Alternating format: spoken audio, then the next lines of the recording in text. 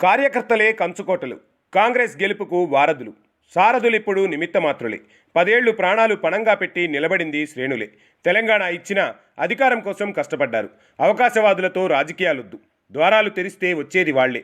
పచ్చగున్న చోటు వెతుక్కునేది వాళ్లే. స్వార్థపరులతో స్నేహాలు వద్దు, నాయకులతో పార్టీలు బలపడవు. శ్రేణులు బలంగా ఉన్నప్పుడే పార్టీలకు గెలుపు. నాయకులు తప్పులే పార్టీలకు శాపాలు. కష్టకాలంలో నిలబడేది శ్రేణులే. ఎవరు ఉన్నా ఎవరు లేకపోయినా పార్టీని కాపాడేది కార్యకర్తలే. వచ్చిపోయేవారు తమ పనులు చక్కదిద్దుకునేవాళ్లే. నాయకులే బలవంతులైతే ఓటమి ఉండదు. జనం పలుకుబడి ఒక్కటే గెలుపుకు మార్గం కాదు. 10 ఏళ్ల తర్వాత అధికారం తెచ్చింది శ్రేణులే. ప్రచార కీలక భాగస్వామ్యం వారిదే. నాయకులెక్కడైనా నిమిత్త మాత్రులే. ఇంటికొచ్చిన వాళ్లంతా ఇష్టలు కాదు, గడప తొక్కిన వాళ్లంతా బంధువులు కాదు. రాజకీయాలలో శాశ్వత మిత్రులు లేరు, శాశ్వత శత్రువులు లేరు. కానీ కార్యకర్తలు మాత్రమే హితులు. పార్టీకి వారే పట్టుగొమ్మలు, వాళ్లే బంధువులు, వాళ్లే కంచుకోటలు. వచ్చేవాడెప్పుడు అవకాశవాదే, ఎప్పుడు వెళ్ళిపోదామా అని దారి వెతుక్కునేవాడే. అందుకే గేట్లు తెరిస్తే వస్తున్నవారు ఎవరు, చేర్చుకోవాల్సిన వారు ఎవరు అన్నది కూడా కాంగ్రెస్ పార్టీ, ముఖ్యంగా రేవంత్ రెడ్డి ఆలోచించుకోవాలి. దానికి తోడు గర్వాపసి అంటే కాంగ్రెస్లో అన్యాయం జరిగి న్యాయం జరగదని వెళ్ళిన వారిని రమ్మని హక్కును చేర్చుకోండి. కానీ కాంగ్రెస్లో పదవులు అనుభవించి ఆధిపత్యం చెలాయించి గత 10 ఏళ్లుగా పార్టీకి దూరం జరిగిన వాళ్లతో ఒరిగేదేమీ ఉండదు. కుటుంబంలో తగాదాలున్నంత మాత్రాన బంధాలు చెదిరిపోవు. కాకపోతే కొంతకాలం కలతలు ఉంటాయి. కానీ మొత్తానికే తెగదింపులు చేసుకుని వెళ్లిన వారిని రమ్మని పిలిస్తే వచ్చేవారు చుట్టపు చూపుగాళ్లే. అందువల్ల గేట్లు ఎత్తే ముందు కాంగ్రెస్ పార్టీ నాయకుల అభిప్రాయాలు తీసుకోండి, వారి సూచనలు పరిగణలోనికి తీసుకోండి. ఏ నియోజకవర్గ స్థాయి నాయకుడు వచ్చినా సంబంధిత ప్రాంత శ్రేణులతో పార్టీ ఆలోచనలు పంచుకోండి. లేకుంటే 10 ఏళ్ల పాటు ప్రతిపక్షంలో కూడా జెండా మోసిన శ్రేణుల్లో నిస్తేజం నింపకండి. పక్క పార్టీ నుంచి వచ్చిన వాళ్ళెవరూ తమ అనుచరుల కోసం పనిచేస్తారే గాని అసలు కాంగ్రెస్ శ్రేణుల మేలు కోరరు. ఎందుకంటే అసలైన శ్రేణులు ఏ నాయకుడికి అణిగిమణిగి ఉండరు. వారిలో ఆత్మాభిమానం ఉంటుంది, పార్టీపై పట్టు ఉంటుంది, నాయకులతో సాన్నిహిత్యం ఉంటుంది. అది కొత్తగా వచ్చిన వారికి నచ్చదు. వారి ముందు కార్యకర్తలు మాట్లాడితే సహించరు. వారి సూచనలు ఏ విషయంలోనూ కొత్తగా వచ్చిన వారు పరిగణలోనికి తీసుకోరు. తీసుకున్నట్లు నటించినా వారికి విలువ ఇవ్వరు. ఇది ఎప్పటికైనా కాంగ్రెస్కు మంచిది. 10 ఏళ్ల తర్వాత ప్రజలు మార్పు కోరుకున్నారు. అందుకు పార్టీ శ్రేణులు ఎంతో కష్టపడ్డారు. ఇల్లిల్లు తిరిగి ప్రచారం చేశారు. ఎన్నికల వేళ ఆకలికి కూడా ఓర్చుకున్నారు. తమ నాయకులు గెలవాలని కోరుకున్నారు. వారి కోసం త్యాగాలు చేశారు. గెలిచిన నియోజకవర్గాలలో వారికి గుర్తింపు ఉంటుంది. కానీ ఓడిపోయిన నియోజకవర్గాలలో వలస నాయకులు వస్తే అసలైన నాయకులను దూరం పెడతారు. వారి మనోభావాలు దెబ్బతీస్తారు. చివరికి అసలైన కార్యకర్తలనే టార్గెట్ చేస్తారు. ఇక గర్వాపసి నాయకుల మూలంగా ఈ 10 ఏళ్లలో తయారైన నాయకులకు గౌరవం ఉండదు.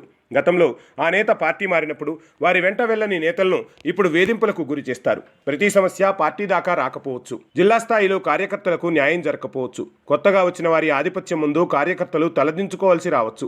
ఇలా అనేక సమస్యలు పార్టీకి ఉరితాళ్లుగా మారతాయి. తెలంగాణ వచ్చిన తర్వాత గత బీఆర్ఎస్ ప్రభుత్వానికి 10 ఏళ్లుగా వ్యతిరేక పోరాటం చేసిన వాళ్లే నిజమైన కాంగ్రెస్ పార్టీ సైనికులు. అలాంటి వారిని ప్రోత్సహించండి. గత శాసనసభ ఎన్నికల్లో ఎలాగైనా పార్టీ గెలిచి తీరాలన్న కసితో పార్టీలో ఎవరికి టికెట్లు ఇచ్చినా కార్యకర్తలు సర్దుకుపోయారు. పార్టీ గెలుపుకు సహకరించారు. ప్రచార రథాన్ని, ప్రచార బాధ్యతలను భుజానికెత్తుకున్నారు. పార్టీని గెలిపించారు. ఇప్పుడు ఓడిపోయిన వారిని నియోజకవర్గాలలో కొత్త వారిని తెచ్చి కార్యకర్తలను ఎత్తిమీద పెడితే వాళ్ళు అణిచివేయబడతారు, వెలివేయబడతారు, మనోవేదనకు గురవుతారు. కాంగ్రెస్ పార్టీ గేట్లు తెరిస్తే బీఆర్ఎస్ ఖాళీ అవుతుందేమో, కానీ అందులోనూ బీఆర్ఎస్ వర్గం ప్రత్యేకంగా తయారవుతుంది. వారి గ్రూపుకు కొంతకాలమైతే ఎవరైనా తలొగ్గాల్సి వస్తుంది. అంతేకాకుండా 10 ఏళ్ల కాలంలో ఏ నాయకులతో పోరాటం చేశారో వాళ్లే తమ నాయకులు కావడం ఏ కార్యకర్త జీర్ణించుకోలేరు. ఏ నాయకులైతే కార్యకర్తలను జైలుపాలు చేశారో ఆ నాయకుల కింద పనిచేయాలంటే కాంగ్రెస్ శ్రేణులు ముందుకు రాకపోవచ్చు. ఏ నాయకులైతే కాంగ్రెస్ కార్యకర్తలను చిత్రహింసలకు గురి చేశారో వాళ్ల ముందు మళ్లీ పార్టీలో చేతులు కట్టుకొని నిలబడాలంటే ఇష్టపడకపోవచ్చు. దాంతో కరుడుగట్టిన కాంగ్రెస్ కార్యకర్తలు కూడా పక్కచూపులు చూడొచ్చు. పార్టీని వీడి ఇతర పార్టీలలో నాయకులు కావచ్చు. అప్పుడు అదే నియోజకవర్గంలో కొత్త తలనొప్పి రావచ్చు. అయినా కరుడుగట్టిన కార్యకర్తలను వదులుకునే ప్రయత్నం కాంగ్రెస్ ఎప్పటికీ చేయదు. 10 ఏళ్ల పాటు ఎలాంటి లాభాపేక్ష లేకుండా పనిచేశారు. అనేక త్యాగాలు చేశారు. వారిని ముందు పరిగణలోనికి తీసుకోండి. వారికి మేలు చేసే కార్యక్రమాలు చేయండి. వారికి ప్రభుత్వం తరపున అందే ప్రోత్సాహకాలు అందించండి. పదవులు కట్టబెట్టండి. పార్టీ పదవులను ప్రకటించండి. పార్టీలో ఎక్కడికక్కడ యంత్రాంగాలకు పెద్దపీట వేయండి. పార్టీ నిర్మాణాన్ని చేపట్టండి. పచ్చగున్న చోటు వెతుక్కునే అవకాశవాదులు, స్వార్థపరులు చాలామంది ఉంటారు. నిన్నటిదాకా ఏ నాయకులనైతే విమర్శించారో వాళ్ళు ఏ పార్టీలో చేరితే సచ్చిలూరు కాలేరు. వారు చేసిన అరాచకాలు సమసిపోవు. వారు అర్జించిన అక్రమార్జనలు, ఆరోపణలు ఆగిపోవు. ఏ నోటితో తిట్టారో ఆ నోటితోనే ఆ నాయకులను పొగడడం సరైంది కాదు. కొత్త నాయకులను తయారు చేయండి. కొత్త తరం తీసుకురండి. కొత్త నీరు పేరుతో పాత నాయకులకు పెద్దపీట వేయకండి. యువతరం నాయకత్వాలను ప్రోత్సహించండి. మరో దశాబ్దానికి దిక్సూచి కావాల్సిన నేతలను తయారు చేయండి. అంతేకాని పాత చింతకాయ పచ్చడిలాగా అక్కడ కాకపోతే ఇక్కడ, ఇక్కడ కాకపోతే అక్కడ నీడ కోసం పాకులాడే వారికి అవకాశం కల్పించకండి. దారిని అసలు దరిచేయనీయకండి. ద్వారాలు తెరవాల్సిన అవసరం లేదు. కొత్త తరాన్ని ఆహ్వానించండి. విద్యార్థి రాజకీయాలలో చురుగ్గా ఉన్నవారిని ప్రోత్సహించండి. సమాజంలో చైతన్యం తీసుకొచ్చేలా వారికి శిక్షణలు ఇవ్వండి. నాయకత్వ లక్షణాలు ఎలా ఉండాలో తర్ఫీదులు ఇవ్వండి. 10 ఏళ్ల పాటు ప్రజలకు సేవ చేస్తూ పార్టీ కోసం కష్టపడుతున్న వారిని గుర్తించి వారికి రేపటి తరం నాయకులుగా మలచండి. వారిని పక్కన పెట్టి కారును ఖాళీ చేయాలని హస్తం గూటిలో అక్రమార్కులకు చోటు కల్పించకండి. నాయకులతో పార్టీలు బలపడతాయనుకుంటే భ్రమ. ఎందుకంటే ఉమ్మడి రాష్ట్రంలో కాంగ్రెస్ను ఎదిరించి గెలిచిందంతా కొత్త తరం నాయకత్వమే. అలాగే బీఆర్ఎస్ తయారు చేసింది నూతన నాయకత్వమే. ఇప్పటికీ వారసత్వ వాసనలు పోని కాంగ్రెస్లో కొత్త తరం కుటుంబాలకే పరిమితమైతే కార్యకర్తలకు గుర్తింపేది, వారి పదవులకు భరోసా ఏది? కార్యకర్తలను కడుపులో పెట్టుకొని చూసుకోవాల్సింది పోయి మళ్ళీ కొత్త నాయకులకు బానిసలు కాకండి. నాయకులు ఎప్పుడూ స్వార్థపరులే. ఏ స్వార్థం తెలియని వాళ్లే శ్రేణులు. ఓవైపు నిత్యం పార్టీ జెండా మోస్తూ తమ కూలి పని తాము చేసుకుంటూ తాము రేషన్ బియ్యం తింటూ సంపాదించిన దానిలో పార్టీకి తన తాహతకు మించి ఖర్చు చేసే త్యాగజీవి కార్యకర్త. ఏ నాయకుడి ముందు చేయి చాచడు.